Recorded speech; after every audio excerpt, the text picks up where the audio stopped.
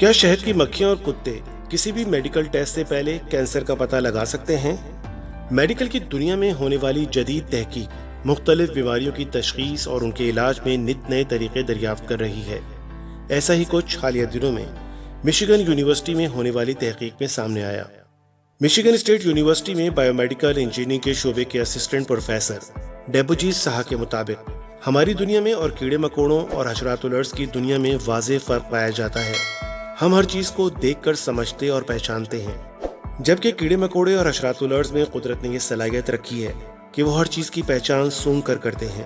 اس لیے ان کی سونگھنے کی حس بہت تیز ہوتی ہے، اور ایسا ہی کچھ شہد کی مکھیوں پر کی گئی تحقیق میں سامنے آیا۔ شہد کی مکھیاں اپنی سونگھنے کی طاقتور حس کی مدد سے کسی شخص کے سانس کو سونگھ کر یہ پتہ لگا سکتی ہیں کہ اسے پھیپھڑوں کا کینسر ہے یا نہیں۔ کچھ ریسرچ سے یہ معلوم ہوا ہے کہ جب انسان کینسر کے مرض میں مبتلا ہوتا ہے تو کینسر کے باعث اس کے سانس کی بو تبدیل ہو جاتی ہے۔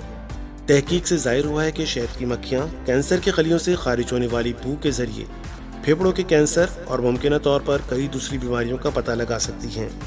لیکن یہ سوال پیدا ہوتا ہے کہ آخر شہد کی مکھیاں کیسے کینسر کے خلیوں سے خارج ہونے والی بو کو پہچان سکتی ہیں؟ شہد کی تمام مکھیاں یہ کام نہیں کر سکتیں۔ اس مقصد کے لیے اس پروسیس میں استعمال ہونے والی شہد کی مکھیوں کو باقاعدہ ٹریننگ دی جاتی ہے۔ ان مکھیوں کے دماغ کو الیکٹروڈ کے ساتھ منسلک کر دیا جاتا ہے۔ اس کے بعد ان کا سامنا ایسے مصنوعی مرکبات سے کرایا جاتا ہے جن کی بو پھیپھڑوں کے کینسر کے مریضوں کے سانس جیسی ہوتی ہے۔ سائنسدانوں کو اب تک کی ہونے والی اس ریسرچ کے رزلٹ حیرت انگیز ملے ہیں۔ 93% واقعات میں شہد کی مکھیاں کینسر کے متاثرہ مریض کے سانس اور صحت مند شخص کے سانس کے درمیان فرق کرنے میں کامیاب رہیں۔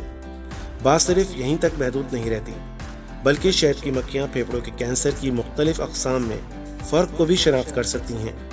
شہد کی مکھیوں پر کی جانے والی اس تحقیق کے نتائج پھیپھڑوں، چھاتی، سر، گردن اور بڑی آنت کے کینسر سمیت دیگر اقسام کے کینسرز کا ابتدائی سٹیج پر پتہ چلانے میں مدد دے سکتی ہے۔ لیکن آپ کے ذہن میں یہ سوال یقیناً پیدا ہو رہا ہوگا کہ اس ماڈرن اور جدید دور میں جب کینسر کی تشخیص کے لیے نت نئے آلات اور ٹیسٹ کے مختلف طریقے موجود ہیں، تو اس کام کے لیے شہد کی مکھیوں کو استعمال کرنا اور ان پر ریسرچ کرنا صرف اور صرف پیسے اور وقت کا ضیاع ہے۔ یہ کام تو ان جدید آلات سے بھی لیا جا سکتا ہے۔ تو یہاں آپ کو یہ بتاتے چلیں کہ اس تحقیق کو کرنے کی سب سے بڑی وجہ یہ ہے کہ کئی بار مریضوں میں کینسر کا اس وقت پتہ چلتا ہے جب وہ کافی پھیل چکا ہوتا ہے اور اس کا ٹیومر کافی بڑا ہو چکا ہوتا ہے۔ لیکن عام طور پر جب انسانی جسم کے اندر کینسر بڑھنا شروع ہوتا ہے تو اس کی علامتیں سب سے پہلے سانس کے ذریعے ظاہر ہونا شروع ہو جاتی ہیں، اور یہی وہ نقطہ ہے جس کے لیے شہد کی مکھیوں کو اس کام کے لیے تیار کیا جا رہا ہے۔ سائنسدانوں کو توقع ہے کہ وہ جلد ہی ایک ایسا چھوٹا آلہ بنانے میں کامیاب ہو جائیں گے جس میں زیر تشخیص مریض سانس لے سکے گا، اور اس آلے کے دوسرے حصے میں شہد کی ایسی مکھیاں چھوڑی جائیں گی جن کے دماغ میں الیکٹروڈ نصب ہوں گے۔ یہ سائبرگ سینسر ہے جو فوری طور پر ٹیسٹ کے نتائج فراہم کر دے گا۔ سائنسدانوں کو توقع ہے کہ اگلے 5 برسوں میں ان کے پاس ایک ایسا آلہ موجود ہوگا اور وہ دنیا کو دکھا سکیں گے کہ شہد کی مکھیوں کے دماغ میں نصب کیے جانے والے سینسر کے استعمال سے کینسر کا ابتدائی سٹیج پر پتہ لگایا جا سکتا ہے۔ جانوروں کی مدد سے کینسر کا کھوج لگانے کا تصور نیا نہیں۔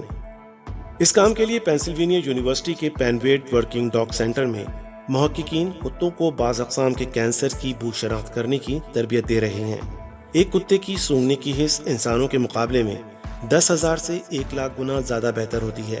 محققین کو ان تجربات سے یہ معلوم ہوا ہے کہ جانور طبی سائنس کی مشینوں کے مقابلے میں کینسر کا بہتر طور پر پتہ چلا لیتے ہیں۔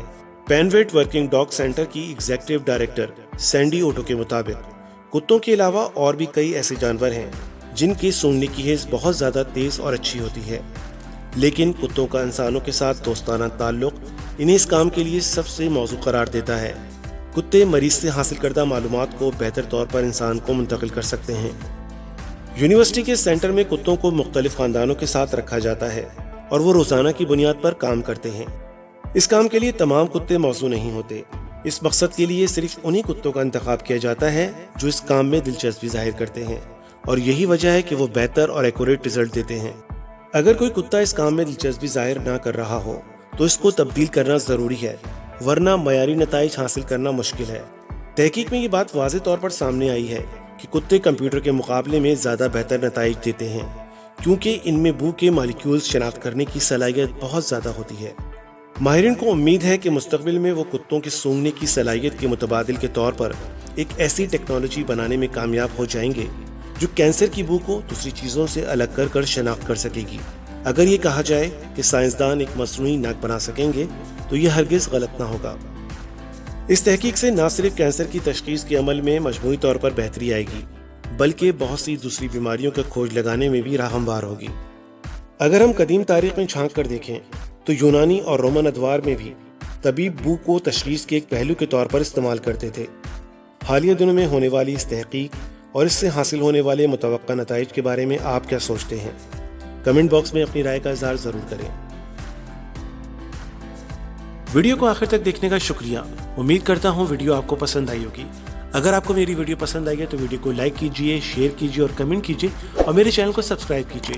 بیل کے آئیکن کو پریس کیجئے تاکہ آئندہ آنے والی ویڈیو کے نوٹیفیکیشن آپ کو ملتے رہیں۔